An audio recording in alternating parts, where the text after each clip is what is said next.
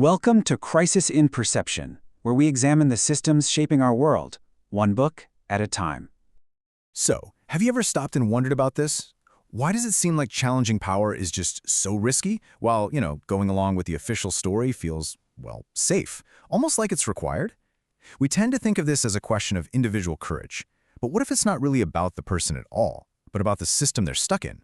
What if that system is actually designed to reward one and punish the other? To really get to the bottom of this, we're going to look at this incredible collection of essays. It revisits Noam Chomsky's landmark 1967 argument, The Responsibility of Intellectuals. And the book basically asks, okay, 50 years later, in a world of modern propaganda, social media, all these complex global crises, how has that responsibility changed, or has it? All right, let's dive in. And to do that, we first have to understand the original argument. It all starts with a very clear, very direct moral idea. Chomsky's original point is just powerfully simple. At its core, he's saying that people who have the privilege of education, access to information, and freedom of expression, well, they have a fundamental moral duty. And that duty is to challenge power by speaking the truth and calling out lies, no matter who is telling them. Now, the key here is what Chomsky really means by intellectuals. It's not about being the smartest person in the room, not at all. It's about having this unique position of privilege. This is a group that has the time, the tools, the training, and, this is crucial, the freedom to see what's going on behind the curtain of official stories. And for Chomsky, that privilege isn't some kind of reward, it's a profound responsibility. But, if it were just a simple matter of brave people versus cowards, the story would pretty much end there, right? The thing is, reality is way more complicated, which tells us that that picture, it's just incomplete. And this is the real tension that this updated analysis digs into. I mean, if all it took was individual courage, why do so many well-funded, credentialed experts end up defending the powerful, while the people who dissent get pushed to the margins? Why does the comforting lie so often drown out the difficult truth? And this brings us right to the core insight of this entire analysis. The problem isn't just a failure of individual character. No, the problem is baked into the very design of our institutions, our universities, the media, all of it. Responsibility isn't just a personal thing, it's structural. So how do we picture this? Well, there's a really interesting way to visualize it. Imagine our public conversation isn't some open marketplace of ideas, but instead it's more like a powerful river with its own currents and channels and banks that totally guide where the water flows. And that is what we mean by structural responsibility. It's when the system itself is basically engineered to promote ideas that keep things stable and to suppress ideas that might shake things up. It's not some grand conspiracy, it's just a design that has evolved over time to protect the existing power structures. So how does this river work?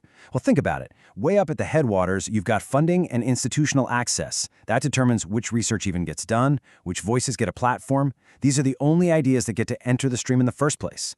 Then you've got the riverbanks, things like professional credentials or media gatekeepers who decide who counts as a responsible voice.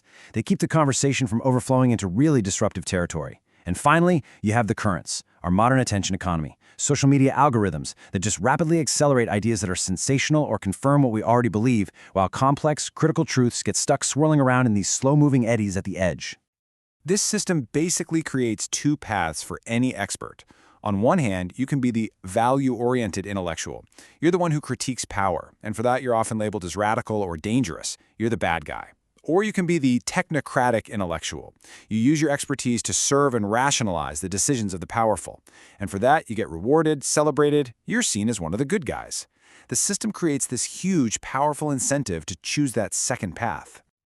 So here's the crucial point in all this. The main job of this system isn't to find objective truth. Its primary function is self-preservation. It is literally designed to filter for ideas that reinforce and stabilize the existing power structures, not ideas that challenge them, no matter how true those challenges might be. Once you understand this system, this river of ideas, it gives you a much more powerful lens for making sense of the world. It lets us move beyond these simple stories of heroes and villains. We're all conditioned to approach every debate by trying to figure out which person is right and which one is wrong. But this whole structural analysis suggests that that might actually be the wrong question to start with.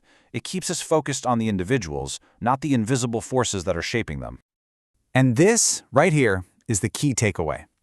The next time you see an expert on the news or you read an opinion piece, instead of just asking, are they right? Ask a different question.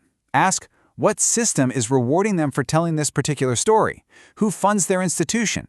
What career path gets a boost from this narrative?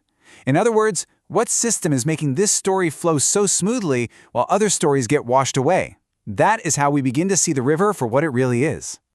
This project is free and publicly accessible. If you'd like to support the time, tools, and research behind Crisis in Perception, you can become a supporter on Patreon.